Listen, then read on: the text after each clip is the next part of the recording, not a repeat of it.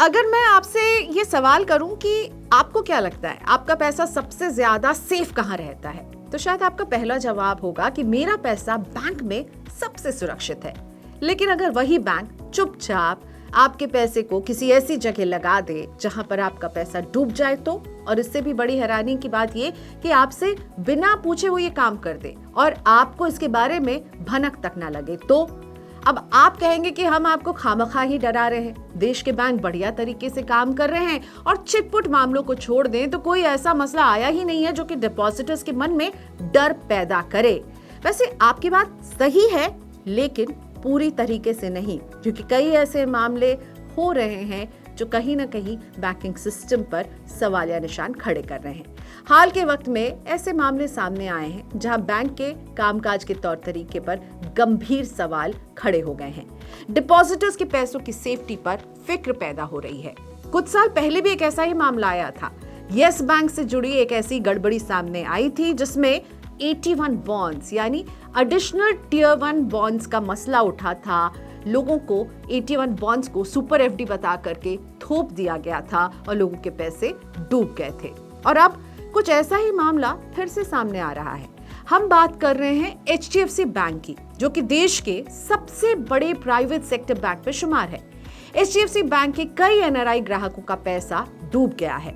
Media संस्थान NDTV profit की एक रिपोर्ट में कहा गया है कि एचडीएफसी बैंक के ये कस्टमर्स मिस सेलिंग का शिकार हुए हैं।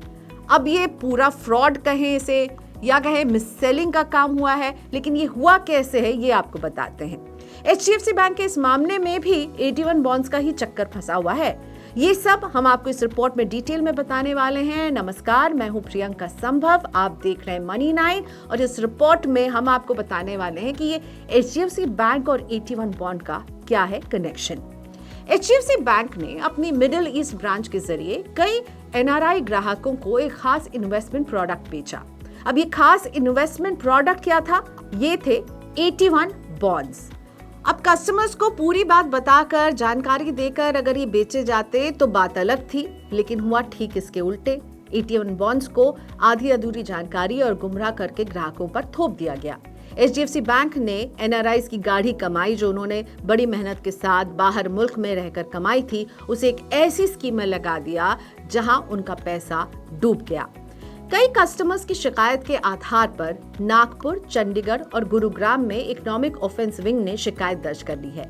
मीडिया रिपोर्ट के मुताबिक एचडीएफसी बैंक के कुछ अधिकारियों ने अपने कई एनआरआई ग्राहकों की इनकम डिटेल्स को फर्जी तरीके से बढ़ा चढ़ा कर बताया और उन्हें 81 बॉन्ड्स बेच दिए। इन बॉन्ड्स के जरिए बैंक अपने कामकाज के लिए कैपिटल जुटाते हैं। इन्हें परपेचुअल बॉन्ड भी कहा जाता है, जिसकी कोई फिक्स्ड मैच्योरिटी डेट नहीं होती है। इसके अलावा उन ग्राहकों को सालाना 12 से 13% रिटर्न का वादा भी किया गया, पर उससे जुड़े खतरे बताए ही नहीं गए।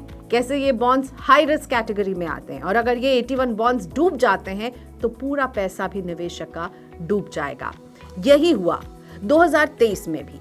जिन 81 बॉन्ड्स में एचडीएफसी बैंक ने ग्राहकों के पैसे लगाए थे वो क्रेडिट स्विस बैंक के थे। जब क्रेडिट स्विस को यूबीएस ने टेक ओवर किया तब इन बॉन्ड्स की वैल्यू को राइट ऑफ कर दिया गया, यानी बट्टे खाते में डाल दिया गया। जब ग्राहकों को धीरे धीरे इसका पता चला कि उनके बॉन्ड्स डूब गए हैं तो कई ग्राहकों ने इसकी शिकायत रेगुलेटर से की। ये एनआरआई ग्राहक 2023 से लगातार बैंक और रेगुलेटर्स के चक्कर काट रहे हैं, लेकिन उनकी मुश्किलों का कोई हल नहीं मिल रहा है। और इसमें एक मामला जुरिसडिक्शन का भी फंसा हुआ है, क्योंकि ये सारा लेन देन एचडीएफसी की मिडिल ईस्ट ब्रांच के जरिए किया गया था और भारत में शिकायत करने पर अथॉरिटीज इसे बाहर का मामला बताकर टालते रहे हैं। पर हाल ही में नागपुर, चंडीगढ़ और गुरुग्राम के ईओडब्ल्यू यानी इकोनॉमिक ऑफेंस विंग के पास अपनी शिकायत इन्होंने दर्ज कराई है और रिपोर्ट के मुताबिक जल्द ही इस मामले में एफआईआर भी दर्ज हो सकती है। शिकायतकर्ताओं का आरोप है कि बैंक के अधिकारियों ने जानबूझकर उनसे धोखाधड़ी की है, स्कीम से जुड़ी गलत जानकारी दी, जरूरी दस्तावेजों जैसे मास्टर सर्विस एग्रीमेंट तक को नहीं दिया गया और ग्राहकों को एक ऐसे जाल में फंसा दिया जिससे उनकी सालों की कमाई मिट्टी हो गई। अब ये तो थी एचडीएफसी बैंक की कहानी। अब जरा पीछे लौटते हैं और 81 बॉन्ड्स क्या बला है इसे समझिए। इसके बारे में हम सब ने पहली बार सुना था जब यस बैंक की कहानी सामने आई थी। याद कीजिए यस बैंक में क्या हुआ था। मार्च 2020 में यस बैंक की हालत इतनी खराब हो गई थी कि आरबीआई ने उसे मॉरेटोरियम में डाल दिया था। फिर एसबीआई और कुछ और बैंकों ने मिलकर इसे उबारा, लेकिन उबारने के नाम पर यस बैंक के 8,415 करोड़ के 81 बॉन्ड्स को पूरी तरह से राइट ऑफ कर दिया गया था। एचडीएफसी बैंक की तरह ही यस बैंक ने ये बॉन्ड्स रिटेल निवेशकों को भी बेचा था और उनमें से ज्यादातर सीनियर सिटीजन्स थे। उन्हें भी ज्यादा रिटर्न का वादा किया गया, कहा ये एक सुपर एफडी है और सीनियर सिटीजन्स ने अपने मेहनत की सारी कमाई, अपने रिटायरमेंट का फंड इन 81 बॉन्ड्स में लगा दिया था। आज तक ये मामला कोर्ट में चल रहा है और बेचारे बुजुर्ग कभी बैंक तो कभी कोर्ट के चक्कर काट रहे हैं। हालांकि 2023 में सैट यानी सिक्योरिटीज अपीलेट ट्राइब्यूनल ने यस बैंक के खिलाफ फैसला सुनाते हुए इन्वेस्टर्स को पैसा वापस करने का ऑर्डर दिया, जिसे फिर हाई कोर्ट ने भी बरकरार रखा। लेकिन आरबीआई और यस बैंक ने इस फैसले के खिलाफ सुप्रीम कोर्ट में अपील की और अभी यह मामला लंबित है। इसीलिए जब अब इसमें एचडीएफसी बैंक का नाम सामने आ रहा है तो सवाल फिर वही है, क्या बैंक्स जहां हमारा पैसा सबसे सुरक्षित माना जाता है उसको किसी की मेहनत की कमाई के साथ इस तरह का खेल खेलने की छूट मिलनी चाहिए? और क्या एक इन्वेस्टर के तौर पर हमारा ये फर्ज नहीं है कि हम इन्वेस्टमेंट करने से पहले उस स्कीम के बारे में अपने लेवल पर पूरी ड्यू डिलिजेंस करें, उसे जांचें और परखें और तभी किसी जगह अपना पैसा लगाएं? तो अगली बार जब भी कोई बैंक आपको एफडी, सुपर एफडी बताकर बेचे, यानी आपको बेहतर से भी बेहतर रिटर्न का ऑफर दे और आपको कहीं 81 बॉन्ड्स ना चिपका दे, इसका ख्याल आप कैसे रखेंगे?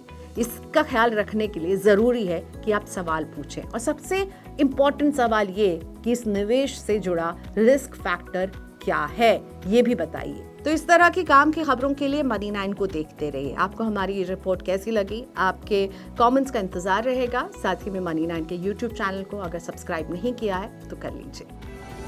इस सिप से तो नींद टूटती है, लेकिन केवल जागना नहीं, आगे भी तो बढ़ना है।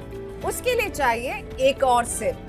हर महीने छोटी छोटी रकम की इंस्टॉलमेंट यानी सिस्टमैटिक इन्वेस्टमेंट प्लान से शुरू कीजिए निवेश। लेकिन पैसे बढ़ाने वाली कौन सी सिप आपके लिए रहेगी अच्छी? म्यूचुअल फंड सिप से जुड़े हर सवाल का जवाब मेरी सिप मेरा सवाल। सोमवार से शुक्रवार 4 बजे मिलेंगे हम सिर्फ मनी 9 पर।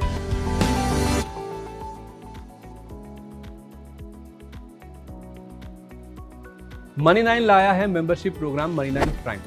अब आपके दिमाग में कई सारे सवाल होंगे, मसलन आखिर क्या है ये मनी 9 प्राइम, आपके लिए यानी दर्शकों के लिए इसके क्या फायदे हैं, और एक बड़ा सवाल ये कि मनी 9 प्राइम से आखिर जुड़ना कैसे है। तो इसकी पूरी जानकारी हम आपको देने जा रहे हैं। मनी 9 प्राइम में 3 प्लान होंगे, इकोनॉमी, स्टैंडर्ड और वीआईपी। तो फटाफट ज्वाइन कीजिए YouTube पर मनी 9 प्राइम। ज्वाइन करने के लिए मनी 9 के YouTube पेज पर जाइए, होम पेज पर मिलेगा ज्वाइन बटन, इसे क्लिक करें, अपनी पसंद का प्लान चुनें और बस हो गया, अब आप रहेंगे सबसे आगे।